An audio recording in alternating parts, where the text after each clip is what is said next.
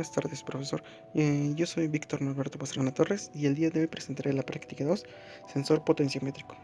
Pues bien, para comenzar describiré brevemente el circuito, el cual está constituido por dos etapas. La primera es un regulador LM317, el cual se encargará de brindarnos nuestro voltaje de referencia. Dicho regulador recibe 5 volts como entrada y de salida nos dará 2.5. Pues bien, este regulador estará conectado a nuestro circuito mediante una resistencia, de la cual hablaremos más adelante detalladamente.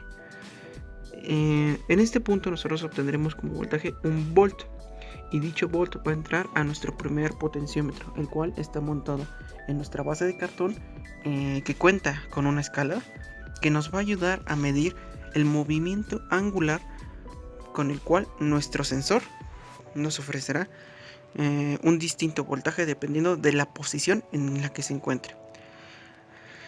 Después de nuestro potenciómetro vamos a contar con nuestro amplificador, el cual contendrá tres etapas importantes. La primera de ellas es un circuito seguidor que nos sirve para acoplar impedancias y de esta forma evitar que surjan errores en nuestro voltaje final. Después de nuestro circuito seguidor nosotros tendremos un restador, el cual va a restar el voltaje de nuestro potenciómetro, que es de 1 kilo ohm, montado en nuestra base de cartón, con nuestro potenciómetro de 10 kilo ohms.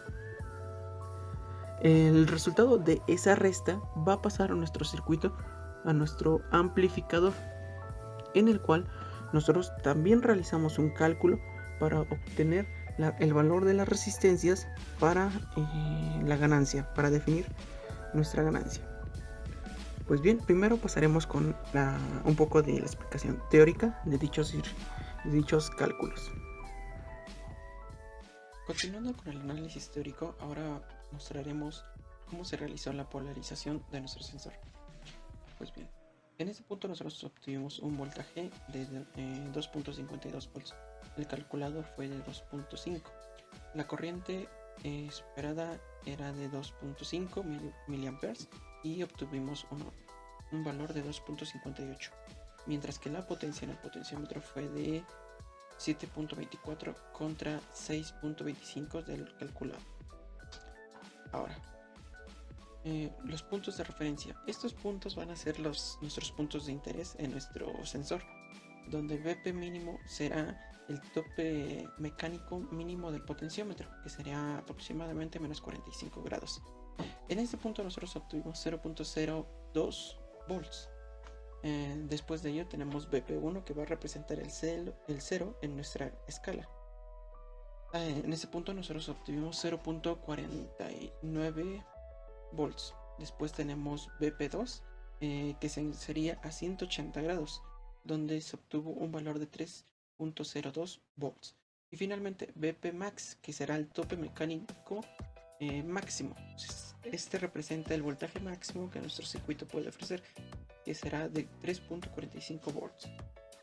Ahora, para el cálculo de la resistencia. Esta resistencia es la que nos va a ayudar a conectar nuestro circuito que nos otorga el voltaje de referencia de 2.5 volts hacia el resto del sensor.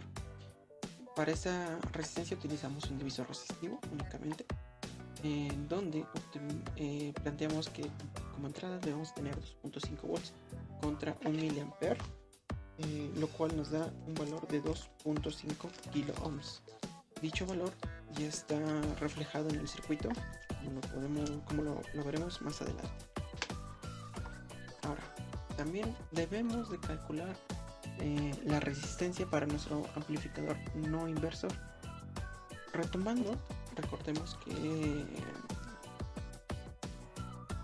para calcular la ganancia de un amplificador, nosotros tenemos nuestra expresión donde A es igual a 1 más RF sobre RG, en donde nos interesa en este punto RF, ya que A ya la conocemos. Para mí fue de 4.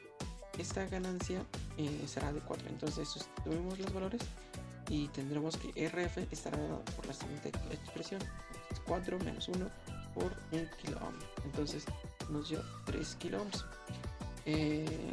En mi caso utilicé un arreglo de 3 resistencias de 1 kilo ohm, dándome como resultado los 3 kilo ohms. Ahora bien, continuaremos con el análisis práctico del circuito. Ahora bien, para finalizar, veremos el funcionamiento del circuito. En nuestra escala, nosotros podemos notar 5 posiciones, de las cuales 3 van a ser de nuestro interés. La primera va a ser el tope mecánico mínimo de nuestro potenciómetro. En este punto obtendremos el voltaje mínimo que nos puede ofrecer nuestro circuito. En este caso es 0.04 volts. También tendremos nuestro tope máximo mecánico del potenciómetro de igual forma. En este punto será el voltaje máximo que nos puede ofrecer dicho potenciómetro, que en este caso es de 3.53 volts. Y ahora bien, tenemos 3 posiciones de interés, la cual va a comenzar por 0. En este punto será el voltaje que a nosotros nos interesa. Debería ser 0, pero nosotros estamos obteniendo 0.43. Esta pequeña variación se debe principalmente a la calidad de los componentes, más en específico el potenciómetro de 10 kilo ohms y el potenciómetro de 1 kilo ohm. En sí el circuito está bien, el detalle está en los componentes, pero eso es algo que se nos sale de las manos. Bien, en este momento nos encontramos en 0 grados, en donde obtenemos un voltaje de 0.43.